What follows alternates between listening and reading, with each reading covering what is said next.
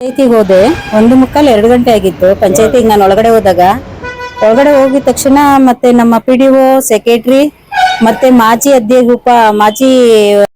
ಅಧ್ಯಕ್ಷರು ಎಲ್ಲ ಕುತ್ಕೊಂಡು ಮಾತಾಡ್ತಾ ಇದ್ವಿ. ಟ್ಯಾಂಕ್ ಇಂದ ಏನೋ ವಿಷಯ ಬಂತು, ಅದ್ರ ಬಗ್ಗೆ ಅಭಿವೃದ್ಧಿ ಬಗ್ಗೆ ಟ್ಯಾಂಕಿಗೆ ಜಾಗ ಕೊಡ್ಬೇಕು ಅಂತ MLA ಸ್ಟ್ರಿಕ್ಟ್ ಆಗಿ ಹೇಳಿದ್ದಾರೆ ಅಂತಂದ್ರು. ಅದ್ರ ಬಗ್ಗೆ ಮಾತಾಡ್ತಾ ಇದ್ದು ಒಂದ್ 10 ನಿಮಿಷಕ್ಕೆ ಇವ್ರು ಒಳಗಡೆ ಬಂದ್ರು. ದಿವ್ಯಶ್ರೀ ಮತ್ತೆ ಅವರ ಯಜಮಾನ್ರ ಅಕ್ಕ ಇಬ್ರು ಒಳಗಡೆ ಬಂದ್ರು. ದಿವ್ಯಶ್ರೀನೇ ತುಂಬಾ ಏಕಾವಚನದಲ್ಲೇ ತುಂಬಾ ಮಾತಾಡ್ತಾ ಇದ್ಲು. ನಾನು ಹೇಳ್ತಾ ಇರೋದೇನು ಅಂತಂದ್ರೆ, ನಿನಗೆ ಇಲ್ಲಿ ಪಂಚಾಯತಿಲಿ ಬಂದು ಮಾತಾಡೋ ರೈಟ್ಸ್ ಇಲ್ಲ, ನೀನ್ ಮನೆಗ್ ಬಾ ಅಂತಂದ್ರೆ ಅವಳು ಬರೀ ಅದೇ, ಅವಳಿಗೇನು ಬೇರೆ ಅರ್ಥನೇ ಆಗ್ತಾ ಇಲ್ಲ, ಬರೀ ಕೆಟ್ಟ ಪದಗಳಿಂದನೇ. ಅಷ್ಟೊತ್ತಿಗೆ ಮಗ ಆಚೆ ಇದ್ರು.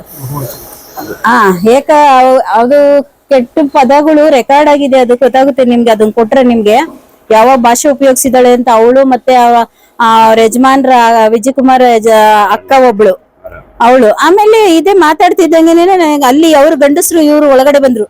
ಅಧ್ಯಕ್ಷರನ್ನ ಇದು ರಾಜೀನಾಮೆ ಕೊಡಿ ಅಂತ. ಯಾವ ಒಪ್ಪಂದನೂ ಇಲ್ಲ, ಏನೂ ಆಗಿಲ್ಲ. ಅದು ನಾವು ಕೊಟ್ರೆ ಅವ್ರು ತಗೊಬೇಕಾಗಿತ್ತು. ಅದಾದ ಅವರು ಮಾತಿನ ತಗೊಬೇಕಾಗಿತ್ತು.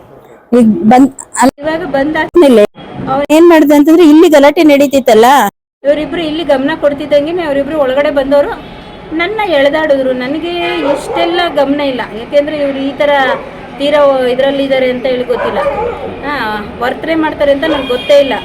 ಬಂದಿದ್ದು ನನಗೆ ಅವರಿಬ್ರು ಸೇರ್ಕೊಂಡು ಹೊಡಿತಾವ್ರೆ.